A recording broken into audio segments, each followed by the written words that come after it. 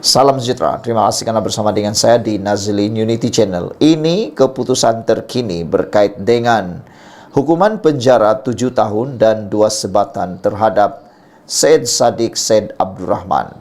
Sudah lama kita tidak dengar tentang apa status rayuan ataupun apa sekalipun berkaitan dengan hukuman penjara 7 tahun dan 2 sebatan terhadap Syed Saddiq Syed Abdurrahman. Ini adalah keputusan terkini daripada mahkamah menyebut bahawa pengurusan kes rayuan Syed Saddiq akan dibuat pada 14 Mei depan. Mahkamah Rayuan menetapkan 14 Mei depan bagi pengurusan kes rayuan bekas Presiden Parti Ikatan Demokratik Malaysia Muda Syed Saddiq Syed Abdurrahman terhadap sabitan serta hukuman penjara 7 tahun dan 2 kali sebatan bagi kesalahan pecah amanah, salah guna harta dan pengubahan wang haram. Peguam Ahli Parlimen Muar berkenan Datuk Hisham T. Pok Teek ketika dihubungi bernama mengesahkan penetapan tarikh pengurusan kes tersebut. Kes itu ditetapkan untuk pengurusan kes hari ini sebelum penolong kanan pendaftar Mahkamah Rayuan Nurul Azrina Mohamed menetapkan pengurusan kes seterusnya bagi rayuan tersebut berikutan alasan penghakiman dan rekod rayuan masih belum siap. Pada 9 November tahun lalu, Mahkamah Tinggi Kuala Lumpur menjatuhkan hukuman penjara 7 tahun, denda 10 juta dan 2 sebatan terhadap Syed Saddiq Syed Abdurrahman selepas disabit dengan 4 pertuduhan bersubhat, melakukan pecah amanah, salah guna harta dan pengubahan wang. Syed Saddiq, 31 tahun yang merupakan Menteri Belia dan Sukan dari 2018 hingga 2020, didakwa bersubhat dengan bekas penolong bendahari Angkatan Bersatu Anak Muda Armada, Rafiq Hakim Razali yang diamanahkan dengan dana armada berjumlah RM1 juta untuk melakukan pecah amanah dengan menyalahgunakan dana itu. Kesalahan dilakukan bekas ketua armada itu didakwa dilakukan di CIMB Bank Berhad, Menara CIMB KL Central, Jalan Sentral, Kuala Lumpur pada 6 Mac 2020 mengikut Seksyen 406 Kanun Keseksaan. Bagi pertuduhan kedua di bawah Seksyen 403 Kanun Keseksaan, beliau didakwa menyalahguna harta untuk diri sendiri iaitu wang berjumlah RM120,000 daripada akaun Maybank Islamic Berhad milik Armada Bumi Bersatu Enterprise dengan menyebabkan Rafiq Hakim melupuskan wang itu.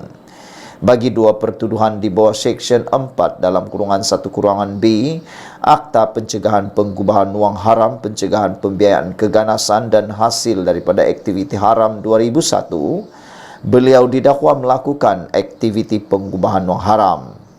Dia didakwa memindahkan wang masing-masing RM50,000 dipercaya hasil aktiviti haram dalam akaun Maybank Islamic Berhad miliknya ke akaun Amanah Saham Bumi Putra miliknya di sebuah bank di Jalan Persiaran Perling, Taman Perling, Johor Bahru 16 Jun 2018. Mahkamah Tinggi membenarkan permohonan Syed Saddiq untuk penangguhan hukuman sementara menunggu rayuan. Sekian dulu untuk kali ini. Jangan lupa tinggalkan komen anda, tekan butang subscribe bagi mendapatkan isu-isu terkini.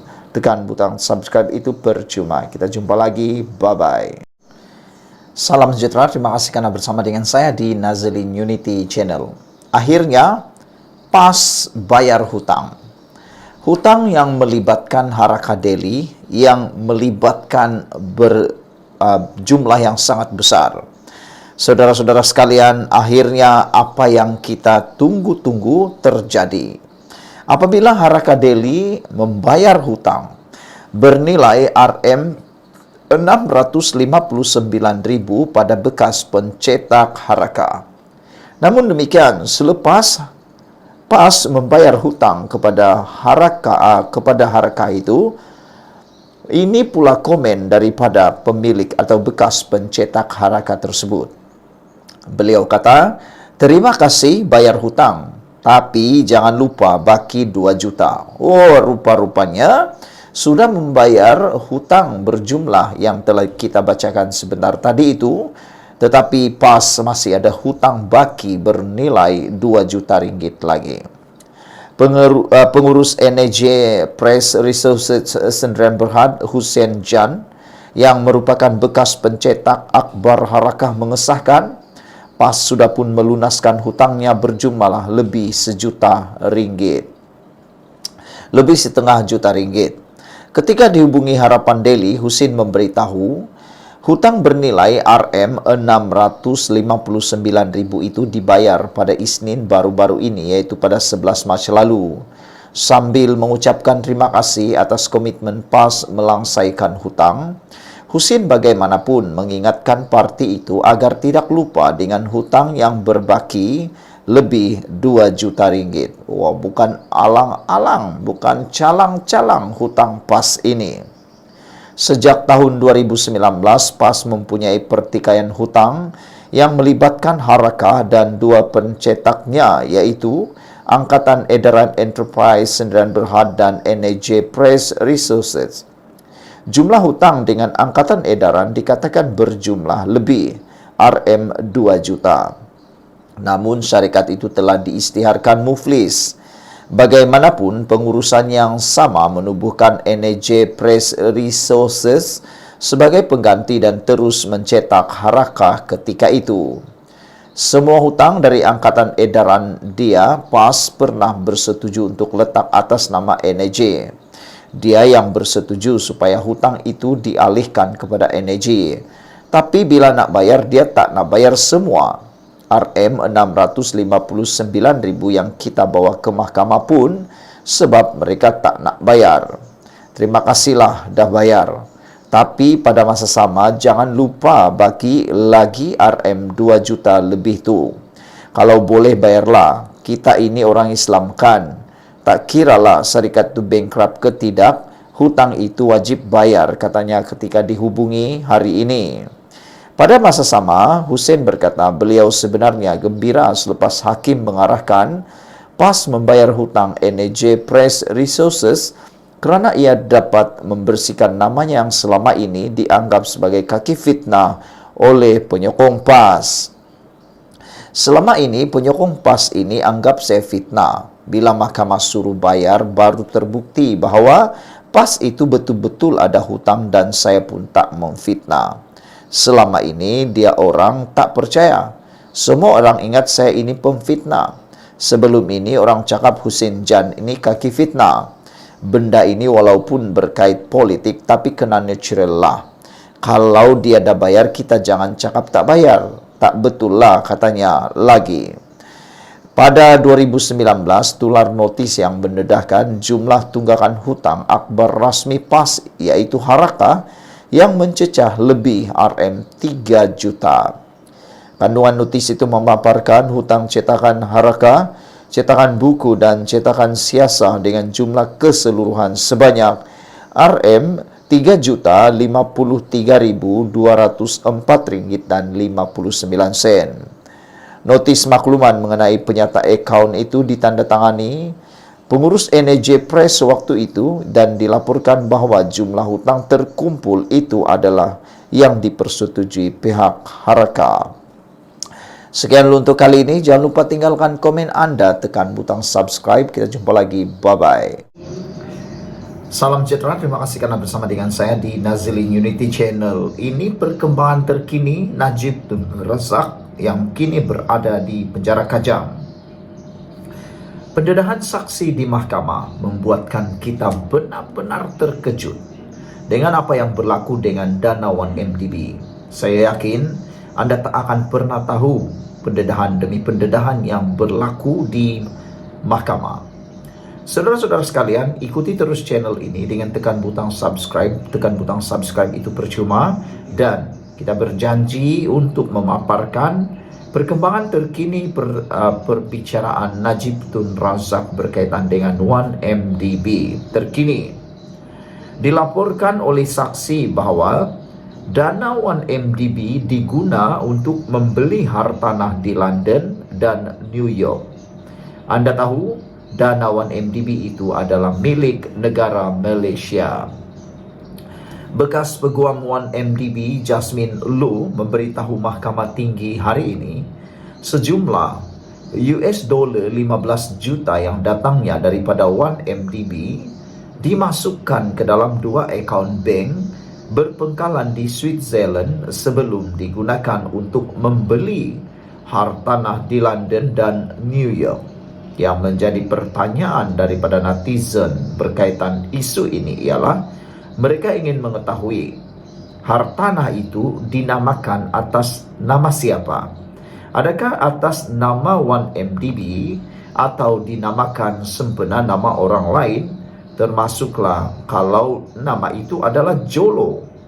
Amat menyedihkan kalau itu adalah nama Jolo atau nama orang lain.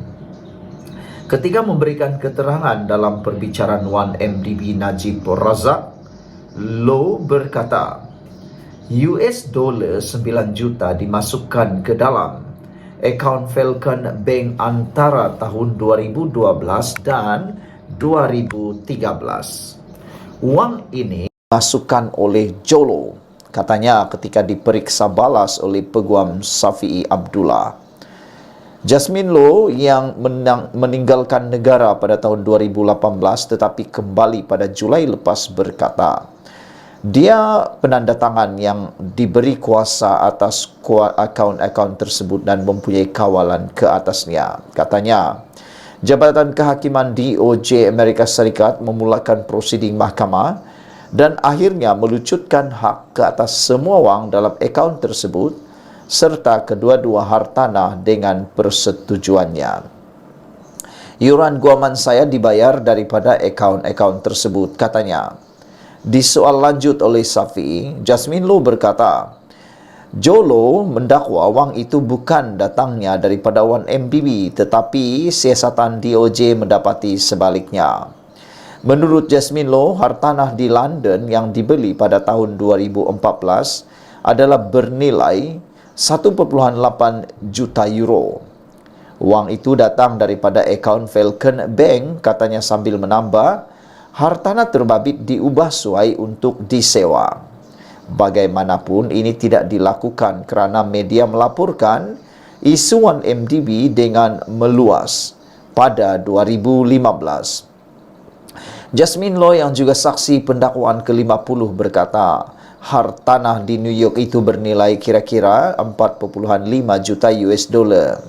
Katanya, Low memberitahunya bahawa dia telah mengatur US dollar 15 juta untuk pelaburan menerusi pelbagai entiti seperti Affinity Equity Investment dan Blackstone Real Estate Corporation. Saya kini dapat tahu bahawa Eric Tan, rakan kongsi Jolo, terlibat dalam pelaburan menerusi salah satu syarikat itu, katanya. Menurut DOJ, lebih US dollar 4 bilion dicuri daripada 1MDB dan dibelanjakan untuk membeli karya seni, berlian dan hartanah. Ditanya sama ada Jolo cuba mengesahkan hasil yang menyalahi undang-undang menerusi pembelian itu, Jasmine Low menjawab, Jolo orang kaya, dia juga menguruskan dana untuk orang Arab. Saya tidak tahu Jolo melakukan semua ini, katanya. Jasmine Low turut menolak cadangan Safi bahawa dia membuat perjanjian dengan SPRM memandangkan dia menghadapi 2 pertuduhan penggubahan wang haram. Pada tahun 2018, Jasmine Low didakwa secara in absentia atas tuduhan penggubahan wang haram membabitkan sejumlah US dollar 5.99 juta. Jasmine Low berkata dia menyerahkan perkara itu kepada peguamnya dan tidak hadir ke mahkamah untuk kes itu. Safi bertanya, adakah anda tahu status kes itu? Jasmine Low menjawab, saya bersedia membela diri. Safi berkata, adakah anda memberi keterangan yang tidak berpihak kepada Najib dengan harapan tuduhan anda digugurkan? Jasmine Low menjawab, saya tidak setuju dengan cadangan itu. Najib berdepan 25 tuduhan penggubahan wang haram dan salah guna kuasa berkaitan dana didakwa milik 1MDB yang dimasukkan ke dalam akaun M-Bank-nya antara Februari 2011 dan Disember 2014. Dipetik daripada Free Malaysia Today, dipetik daripada sabudin.com. Sekian dulu untuk kali ini. Jangan lupa tinggalkan komen anda, tekan butang subscribe. Bye-bye. Selamat malam, salam sejahtera. Terima kasih Anda bersama dengan saya di Nazilin Unity Channel. Isu hangat petang ini ialah berkaitan dengan Wan Saiful Wan Jan yang tidak hadir ke SPRM. Menjadi tanda tanya daripada netizen semua ialah, apakah tindakan yang mungkin akan dikenakan terhadap Wan Saiful Wan Jan? Adakah beliau bakal direman atau sebaliknya? Ini rupa-rupanya yang berlaku. Anggota Parlimen Tasik Gelugur Wan Saiful Wan Jan tidak hadir ke Ibu Pejabat SPRM di Putrajaya hari ini. Netizen mula mengeluarkan beberapa kenyataan ramalan. Mereka kata, adakah Wan Saiful takut? Adakah Wan Saiful memang tak ada isu? Atau Wan Saiful sengaja membuat-buat cerita, kata mereka. Jadi oleh sebab itu, kata netizen, mungkin Wan Saiful tidak berani berhadapan dengan PDRM. Namun rupa-rupanya inilah yang berlaku. Dia antaranya berbuat demikian susulan tarikh yang ditetapkannya didakwa tidak sesuai, selain membangkitkan soal kekebalan anggota parlimen dalam Dewan Rakyat. Keputusan Wakil Rakyat Bersatu itu diberitahu oleh peguamnya, Chetan Jetwani, menerusi surat bertarik 14 Mac dan disahkan sebentar tadi. Sebelum ini, SPRM mengarahkan Wan Saiful untuk menghadiri ke sesi itu pada jam 3 petang susulan dakwaan. Dia ditawarkan ganjaran untuk menyokong Perdana Menteri Anwar Ibrahim. Jetwani berkata bahawa pihaknya menghantar surat tersebut sebagai jawapan kepada notis seksyen 30 dalam kurungan 1 kurungan E Akta SPRM, perintah hadir membantu siasatan. Dalam surat itu, anak guam kami menegaskan keistimewaan parlimennya dan menjemput SPRM untuk mempertimbangkan semula kedudukannya, memandangkan keistimewaan yang diberikan kepada ahli parlimen bawah undang-undang, katanya. Dia juga berkata, telah mendapat surat balas daripada SPRM petang ini, tetapi tidak mendedahkan kandungannya. Anak guam saya sedang menyemak perkara itu dan kami akan bertindak balas dengan sewajarnya, kata beliau. Anak guam kami sentiasa menyatakan kesediaannya untuk bekerja sama dengan SPRM dengan syarat SPRM bertindak dalam batas undang-undang, katanya. Sementara itu, Chetan berkata Wan Saiful tidak dapat hadir hari ini kerana perlu ke Pulau Pinang untuk melaksanakan tugas dan aktiviti rutin mingguan yang dirancang lebih awal. Wan Saiful akan berlepas hari ini dan hanya akan kembali ke Kuala Lumpur pada 17 Mac. Tambahnya, Wan Saiful sedia mempertimbangkan untuk menghadiri ke pejabat SPRM pada minggu hadapan. Seperti yang telah dimaklumkan kepada pihak SPRM sebelum ini, anak guam kami sedia memberi kerjasama sekiranya pihak SPRM dapat menunjukkan kenapa Akta Majlis Parlimen Keistimewaan dan Kuasa 1952 boleh dilanggar dalam kes ini, sedangkan ucapan yang diberikan anak guam kami adalah di Parlimen. Sekiranya persoalan-persoalan ini dapat ditangani oleh pihak SPRM, anak guam kami sedia mempertimbangkan untuk hadir pada minggu hadapan, katanya lagi. Ketua Pesuruhjaya SPRM Azam Baki sebelum ini berkata, menjadi tanggungjawab bagi mana-mana individu untuk mendakwa yang didakwa ditawarkan rasuah untuk segera membuat laporan berlandaskan undang-undang untuk tindakan selanjutnya. Namun, Wan Saiful membangkitkan mengenai kekebalan anggota parlimen yang dijamin dalam Akta Dewan Parlimen Keistimewaan dan Kuasa 1952. Katanya, tiada mana-mana pihak boleh menyentuh perkara yang telah dimuktamadkan oleh Speaker Dewan Rakyat Johari Abdul. Jetwani juga berkata, tindakan SPRM itu mencampuri dan melangkaui bidang kuasa parlimen. Ia boleh dianggap sebagai tindakan yang menghina majlis serta menggugat ahli parlimen untuk membuat apa-apa ucapan untuk kepentingan rakyat dan demokrasi berparlimen di Malaysia. Tindakan ini melangkaui dan melanggar prinsip pengasingan kuasa dan konsep demokrasi berparlimen di Malaysia, yang mana ia membuka pintu kepada pegawai-pegawai penguatkuasa untuk menggunakan sebarang alasan bagi campur tangan atau mencabuli hak dan keistimewaan serta kekebalan ahli parlimen. Oleh itu, dengan hormatnya kami berpandangan bahawa wajarlah pihak SPRM menyelidik had bidang kuasa SPRM untuk membuat pemeriksaan terhadap ahli-ahli parlimen yang bercakap dalam sidang Dewan Rakyat, katanya. Jetwani juga dalam surat itu memberitahu bahawa Wan Saiful akan memberi salinan surat itu kepada Johari kerana ia mempunyai kesan terhadap institusi parlimen. Kami merezabkan segala hak anak guam kami dan kami akan mengambil tindakan undang-undang yang sewajarnya terhadap pihak SPRM sekiranya perlu, kata beliau lagi. Sekian dulu untuk kali ini. Jangan lupa tinggalkan komen anda, tekan butang subscribe. Kita jumpa lagi. Bye-bye. Selamat petang, salam sejahtera. Terima kasih kerana bersama dengan saya di Nazilin Unity Channel. Ini isu paling panas berkaitan pengampunan Najib. Kita telah ketahui bahawa baru-baru ini Najib telah pun mendapat isyan dan belas kasihan daripada Kebawah Duli Yang Maha Mulia di Pertuan Agong, sehingga beliau mendapat pengampunan daripada 12 tahun kepada 6 tahun penjara 50% dan juga denda daripada 210 juta kepada 50 juta. Banyak bantahan telah dialami dan telah dibuat. Namun demikian, kali ini benar-benar mengejutkan kita. Adakah benar pengampunan di Raja Najib itu akan dibatalkan, ditarik balik? Itu menjadi persoalan apabila laporan di Malaysia kini menyebut pengampunan Najib, Syafiee enggan komen usul bekas Presiden Badan Peguam. Syafiee merupakan peguam yang mewakili Najib di dalam perbicaraan beliau.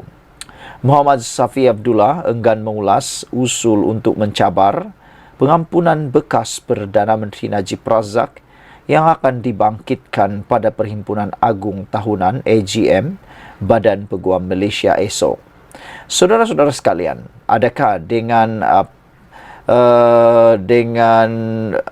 cabar ataupun usul, dengan adanya usul mahu mencabar pengampunan bekas Perdana Menteri ini akan menyebabkan semakan ataupun akan menyebabkan pembatalan pengampunan Najib? Ditanya mengenai perkara itu di luar kompleks Mahkamah Kuala Lumpur hari ini, peguam kanan itu berkata dia mahupun anak guamnya tidak mahu mengulas mengenai perkara itu. Usul itu yang difailkan oleh bekas Presiden Badan Peguam Malaysia Zainur Zakaria dan dilihat oleh Malaysia kini menyatakan bahawa Majlis Peguam yang akan datang bagi pihak dan atas nama Badan Peguam Malaysia mencabar kesahihan keputusan tersebut oleh Lembaga Pengampunan dengan segera memulakan prosiding semakan kehakiman terhadap Lembaga Pengampunan dan Najib Razak. Ia juga menyatakan bahawa Lembaga Pengampunan dilihat sebagai bertindak ultra-virus terhadap perkara 42 Perlembagaan Persekutuan dan bertentangan dengan undang-undang dalam mengurangkan hukuman penjara Najib kepada separuh dan mengurangkan dendanya kepada RM50 juta. Selain bekas Perdana Menteri itu hanya menjalani hukuman 1,5 tahun, usul itu menyatakan permohonannya untuk pengampunan sepatutnya tidak diproses dan ditentukan sejak awal. Usul itu disokong oleh seorang lagi bekas Presiden Badan Peguam, Yeoh Yang Poh, yang berkata bekas Perdana Menteri itu tidak menunjukkan sebarang penyesalan atau kekesalan atas penglibatannya dalam hal ehwal 1MDB. Dan sebaliknya, dia terus mendakwa atau menuduh bahawa mahkamah kita yang tidak melayannya secara adil atau saksama, tambahnya. Usul itu juga menyatakan bagaimana skandal 1MDB telah memudaratkan imej Malaysia di peringkat antarabangsa. termasuk diterangkan oleh Loretta Lyons, Peguam Negara Amerika Syarikat ketika itu, bahwa ia adalah kleptokrasi terbesar yang disiasat dalam sejarah Amerika Syarikat dan menjadi subjek dokumentari Netflix Men on the Run. Bahkan, Mahkamah Rayuan dalam rayuan SRC menyebutnya sebagai memalukan negara tambahnya. Pada Februari lalu, Lembaga Pengampunan mengurangkan hukuman penjara Najib daripada 12 tahun kepada 6 tahun, selain mengurangkan denda 210 juta kepada 50 juta ringgit. Keputusan itu mencetuskan bantahan dan mendapat kritikan daripada pelbagai pihak. Bagaimanapun, Najib dan mereka yang sehaluan dengannya menyatakan rasa kecewa kerana pengampunan penuh tidak diberikan terhadap bekas Perdana Menteri itu. Keputusan Lembaga Pengampunan bermakna tarikh pembebasan Najib ialah pada Ogos 2028.